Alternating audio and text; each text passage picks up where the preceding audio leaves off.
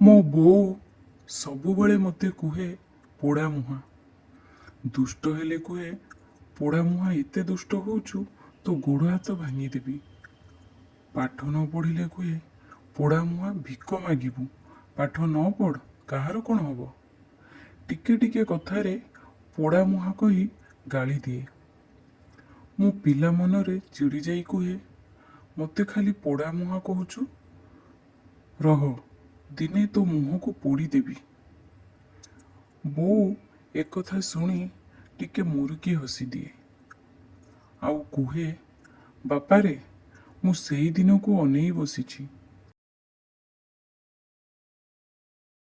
ସେଦିନ ବୋଉ ଶୋଇଥିଲା ଜୁଇରେ ଆଉ ମୁଁ ତା ମୁହଁରେ ନିଆଁ ଦେଲି। ମୋତେ ଲାଗୁଥିଲା ଯେମିତି ବୋଉ ଜୁଇ ଉପରେ ଶୋଇ କହୁଛି ପୋଡ଼ା ମୁହଁ ସତରେ ତୁ ମୋତେ ଆଜି ପୋଡ଼ିଦେଲୁ।